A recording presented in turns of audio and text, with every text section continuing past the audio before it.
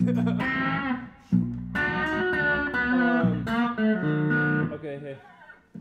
hey, Matt.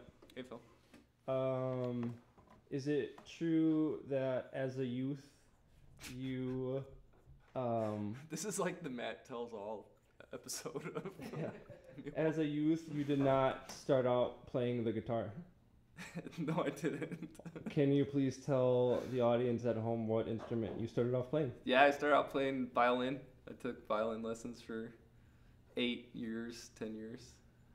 And that's what kicked off my music inclinations. And then I played in a college orchestra, and my feet couldn't touch the floor, and the kids looked at me weird, so I stopped. Don't be bullies, kids. Yeah, don't be bullies. Say no to bullying. Otherwise, one day you'll traumatize someone to the point where they become a guitar maker. Yeah. The world doesn't need any more guitar makers, so be kind. What do you think that violin background informs your making of guitars in any way? Sure, it adds a definite element of envy to what. In what way? To what violin makers do. I think that I don't think that there's different classes of instrument makers, but I mean, there's just such like a history involved with the string family instruments. I mean, there's hundreds of years of information and practice into making those instruments. So you know, by and large, those people know what they're doing. You can get into guitar making relatively easy, but there's not a lot of people figuring out how to make violins in their, garages. So I think what they do is pretty awesome. I was just on a podcast, the Omo podcast with Chris Jacoby and Rosie, and it was cool to talk about the differences between guitar makers and violin makers. So check it out, Omo Podcast, episode 9. Can you spell that, Omo? OMO. OMO Podcast. Yeah. Check it out. What do you think about this Jacoby fellow? Oh, Chris is awesome. Yeah, Chris and I have been Instagram friends for a while, and he's an awesome guy. He's got a great perspective on making, and super fun, and builds rad stuff. So, that's cool. Yeah, check him out. Have you ever seen Strad Style? I haven't seen Strad Style. You gotta watch Strad Style. Is it awesome? So I didn't the entire time I was watching Strad Style, I thought it was like a parody. Yeah. Like it was supposed to be funny. Yeah. And it wasn't. Like I think Chris knows him. He's like a real guy. Yeah, Strad Style is a movie about kind of experimental violin maker. Yeah. And he signs up for like a commission from like a big time commission without ever having made a violin, and then has to try to figure out how to do it. Well, he was like already kind of cobbling together violins. Oh, okay. And in his house in Ohio without any power.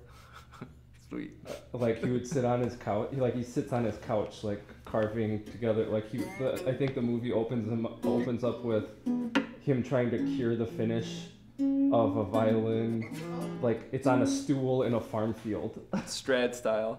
Yeah. Strad Style? Yeah. So then he follows the famous violinist on Facebook, and the violinist is like, hey, can you build me a copy of Il Canone, this world famous violin? And he goes, yeah.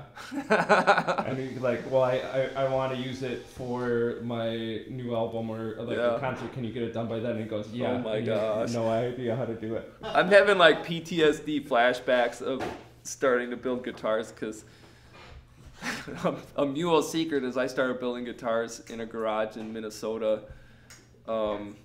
And I lived in that garage through a winter in Minnesota, and it was just like that, like making finish in little pots, and using little saws and sitting out front of the garage spraying finish. It was super ghetto.